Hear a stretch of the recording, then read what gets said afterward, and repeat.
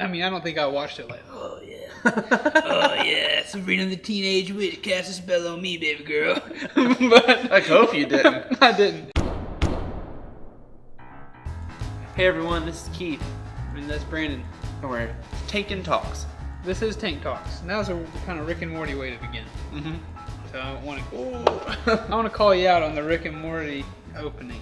You can. It's the greatest show ever made, so it's a compliment. Brandon, please. Do you really think that? Huh? Yeah, why wouldn't I? It's not that good. Well, I mean, you got to be pretty smart to get it, so. Yeah, you're right. I'm too stupid for that. I think I see Rick and Morty the same way I see Chick-fil-A. Like, everybody needs to calm down with Chick-fil-A. Mm-hmm. It's fine. It's good food. But let's just pump the brakes on Chick-fil-A and Rick and Morty. It's fine. It's a funny television program, whatever. But it's not. I mean, it's not changing the landscape, is it? It's not the best show ever made. I think that what I would say about Chick-fil-A and Rick and Morty is that the problem is you have people that just think it's just A+. Like, they just tell you it's the greatest thing you'll ever have. Bless you. They tell you this great, so like you can't live up to expectations, and those people get mad because they think, oh, this is like sucks. Like, this is definitely like a C+ place. Right. When in reality, I think that both Chick-fil-A and Rick and Morty are a good, like, definitely top 10, definitely top 5. Because I think with Rick and Morty, a lot of shows of all time, you could put Rick and Morty there. You put me on the spot. I don't know. I think I'm not saying you don't have to like if we ever do a top 5 shows of all time, you don't have to. I'm not gonna. This isn't canon. Yeah. I'm just saying. I think number one, I don't know if you can do that with shows that are still running. Sure. Because I think it's the same thing like with The Office. I think it's still so fresh that it's hard for people to say, like when people say like, oh, greatest show of all time. Yeah. Then I think like, oh well, you got to let it digest and then go back and see, is this something? I think it's aged well so far. Sure. But I think with Rick and Morty, you have just it's whereas with Family Guy just has a lot of like fart jokes and all. Rick and Morty has those jokes, but it also deals with a lot of like deeper like topics. No, I don't think that it'd be the same deeper topics that I see a lot of people talking about like on Reddit and all. Sure. Like I'm not one of those people that's gonna say that like, oh, they're giving the right answers, or that like, oh, you gotta be smart enough to get it. Because I think there's plenty of like stupid people that enjoy it. I think there's plenty of episodes that don't really say anything about it. It just kind of feels deep or whatever. But I appreciate that it's not just another cartoon that's just stupid. I think that I've accidentally gotten us into a different episode. I think we could have an episode entitled Why Rick and Morty Isn't As Good As You Think It Is. Or that's how I do it. Our next episode will be Rick and Morty, Archer, and Keith. Certainly. But that is not what we're talking about this episode, and I wanted to stop us before we tumble down the Rick and Morty hole into the Splingorf or whatever it is they call it, whatever they have. It's just, but to wrap it all up, I think you nailed it on the head with like stuff like that in Chick-fil-A. Just people get so you got to choose a side of either like it's the greatest ever or it's the worst. When it's both good. Of them are good. Yeah, it's fine. It's great. Whatever. Speaking of good, Keith. We have Yoo-hoo chocolate caramel. In the new series we have on Tank Talks, where Brandon brings a different beverage to every episode. So this is chocolate caramel drink. This is. Oh, that said drink for a second. This is not your grandma's Yoo-hoo. This is your Big Daddy's Yoo-hoo. That's what they call it. So what the heck is this episode about? I don't even know why we're here. It's about celebrity crushes. It's got a rich caramelly I'll be honest, taste. Brandon, that ain't bad. You know what I hate is when they say chocolate caramel when it's already a chocolate drink. So why don't they just say caramel flavored? Because it's a chocolate drink. So, celebrity crushes. We're going to talk about our personal celebrity crushes. Should have brought a crush on here, like a crush drink. Yeah, that would have made a whole lot more sense. But considering the fact that this episode was an afterthought. We're talking about the Yoo-hoos. Right, exactly. So why are we talking about them? What's the deal? Keith, I was thinking about being engaged to Jordan, and I was thinking, could I have been happier with... Right, I was about to say. I was thinking about my recent engagement, and I was like, well, No, Who would I give this up for? We've discussed this before, and I think what makes it interesting is that, like, we had crushes, but it was for different reasons. And I think also if you just look at, like, who we liked when we were a kid, who we liked as, like, a teenager or young adult, and who we're married to now, it's just an interesting transition. It is certainly interesting. Yeah, I would like to start off with the, I guess, zero. Zero. We have babies walking around saying we know who's fine. Like from birth, I know who's fine. to 15. I don't know what you were doing to 15 That was years a bottle. old. Oh, okay. I'm not going to talk You're about breasts. smoking a cigar. I'm not going to talk about breasts in this episode as well. So, as a kid, Keith, let's bounce around our crushes. And I'm going to start off with Amanda Bynes. That was your crush. I feel like she was very... Because I got 3 from that era. Because I think when you're younger, you got a lot of crushes that are out there. I could give some. And so I've got Amanda Bynes. I just thought she was funny. She was attractive. Amanda Bynes was during the Amanda Bynes show, Mm-hmm. full package. Mm-hmm. She is the epitome of get you a girl who can do both. Yes. She can dress up like a redneck and hit you over the head with a frying pan, or she could dress up like a regular old teenage girl and make you laugh with some lobster comedy. Mm-hmm. Once she dresses up. Right. She just has And to you dress give her up. a prop. Right. Exactly. I'll admit there are definitely those two things. So who are one of your childhood crushes? I'm going to say Melissa Joan Hart from Sabrina the Teenage Witch. Don't know why I was attracted to her as a young boy, but I always enjoyed watching that program. This probably will be, if my mother watches this, it will be new. I mean, I don't think I watched it like, oh yeah. Oh yeah, Sabrina the Teenage Witch, cast a spell on me, baby girl. But I hope you didn't. I didn't. So I don't want anyone watching to therapy think is that's needed. the case. But I would imagine that, like, because I remember watching it with my mom, like, I would say, like, I want to watch this. But again, not because I was like, oh yeah, let me get a little at the Sabrina Teenage Witch. It was more of just like, I kind of am crushing on her, so I'll watch this. So my mom might find it interesting to know that. How many other childhood crushes do you have?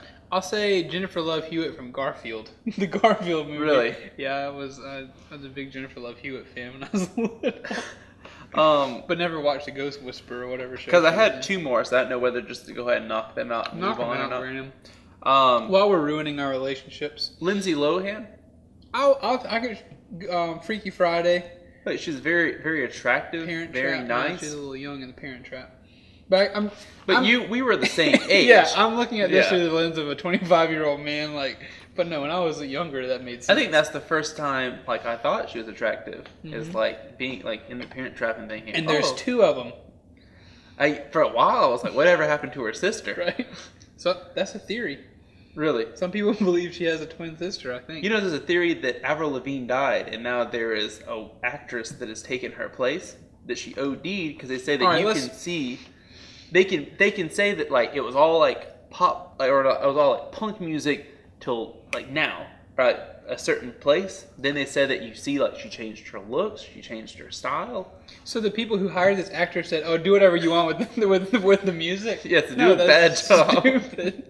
Also, anyone who thinks Avril Lavigne is important enough to replace is what bothers me. Like, again, these are the Chick-fil-A people. Like, calm down. She's just Avril Lavigne. And to wrap up the childhood edition, Gretchen Wilson.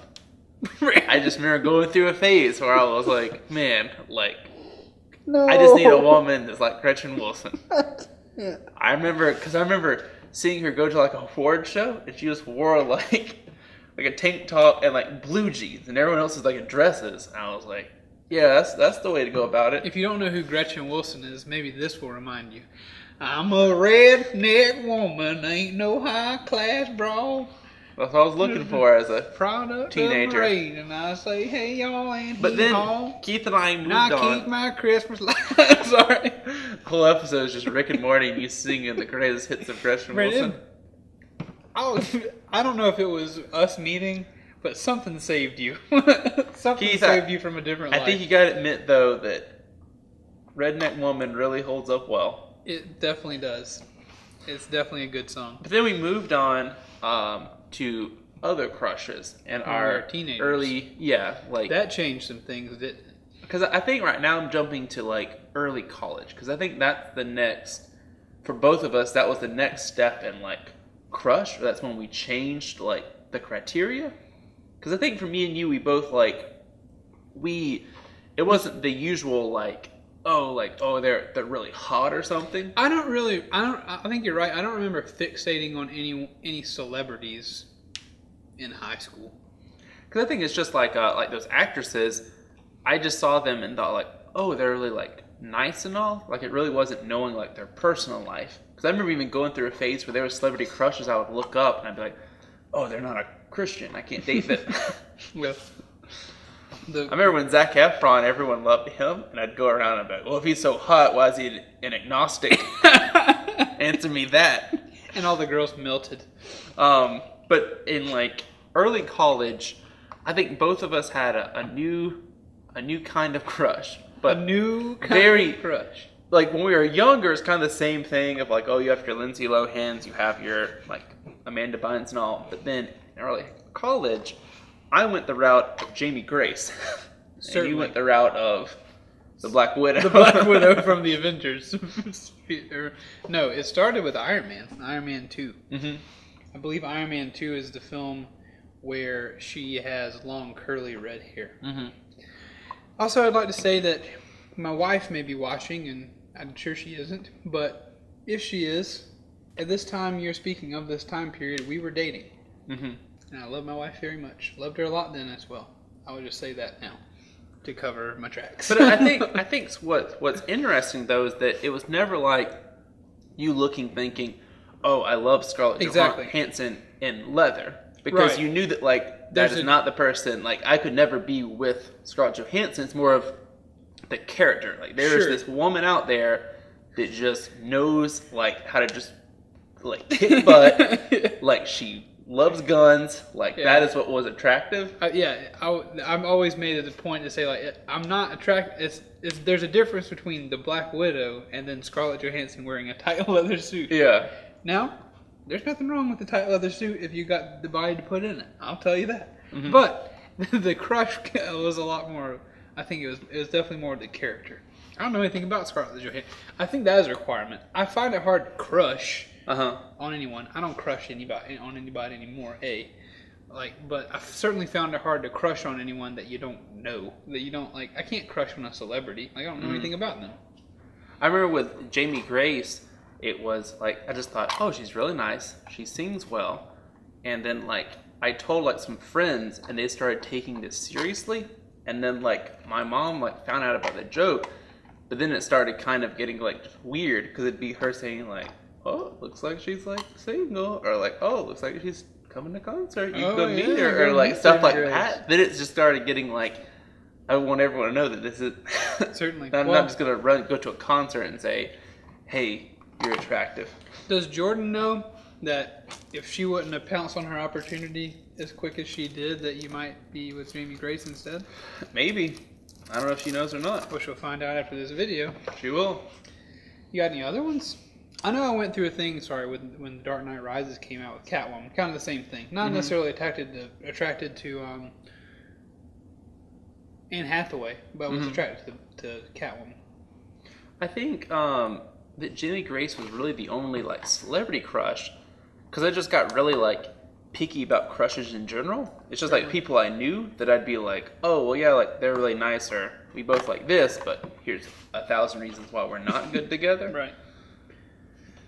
I think it's just interesting because there's friends that we have that when they talk about their celebrity crushes, there's just this whole like they go on and on about like the looks or whatever. Certainly. But I think for both of us, it was just interesting that it was a lot like overthinking the whole crush thing. Like obviously, like the Black Widow does not exist, but it's just like I'm not saying she does, but if there was a woman, much like the very intelligent viewers of Rick and Morty.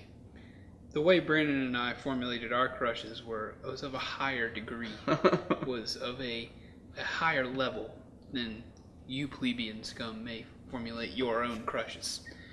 Do not seek to jump to our level. You must continue gawking over women in their bodies, or men in their bodies, but For folks like Brandon and myself, I'm fixing my tie. You know, you make fun of Rick and Morty, but the Redditors are no better. No, let's calm down. I use Reddit. I do not identify as a typical Redditor. Like, you may see that my beard is a little bit neck-beardy, but it creeps up the cheeks. Also, my fingers are free of Dorito dust. And the last Mountain Dew I had before that Baja Blast that we had a week ago was, well, I guess it was the day before, but that was because me and Zena splurged after working on some things. So let's look. In this episode, we have criticized people who love Chick-fil-A, who love Rick and Morty, who are attracted to the opposite gender's body. Yeah, who turn women into objects, and we have offended those who use Reddit. I'm not ashamed of offending any of these groups. Really, if we can't get people to love us, we get people to hate us. Brandon, if it really bothers you, I'll take it back. I was just trying to make... Which one? Because I do work at Chick-fil-A, too, so... Brandon, you can only take back one. You know about Chick-fil-A. You gotta offend someone. I'm taking about the thing. I obviously was joking about the highfalutin crush thing. Like, there are other people who think that way. I was just kind of poking fun at the way we were painting ourselves to be like, oh, it's not just about how pretty they were. Because, hey, I mean, I tell you what, Melissa Joan Hart's a hottie. So you're saying you're not gonna insult the Rick and Morty fans, or No, are you gonna I'll insult them. Okay, I was about to say, if you don't insult them, you're going to have to throw someone else in, because we have to have 4. That's the rule to every Tank Talk. I will insult. We either have to praise 4 people, or we have to demonize I'm 4 happy people. with insulting Chick-fil-A and Rick and Morty. Okay. We could wrap it up. None of these celebrities, they ain't that good, and you're not going to get to be with them. B, Rick and Morty, it ain't that great. It's fine. It's a good TV show, but it's not the best. C, Jordan and Lizzie have both been Tank Media programs, so they are celebrities. So we're now married. So if you're looking for a celebrity crush, look at Lizzie and Jordan. Yeah, our my wife and Brandon's future wife are celebrities. So that I crush on my wife. That's what I do. That's how I like to end this episode. I like for it to end now with me saying that I love my wife. It's that twist. I'll speak no more. There's a lot of hot people out there, but nothing hotter than my wife. All right, folks. Thanks for watching. What if we just got a bunch of comments from people saying, "I agree with Keith"? Yeah. You know my wife. All from law school. Anyway, thank you so much for watching this video. We hope you will comment your celebrity crush beneath, and we hope that you'll comment yours truly's. That would be the best bet. Comment that. That'd be nice. Mm-hmm. I think this one's going a bit off the rails, so we'll see you guys next week. All right. Bye. Bye.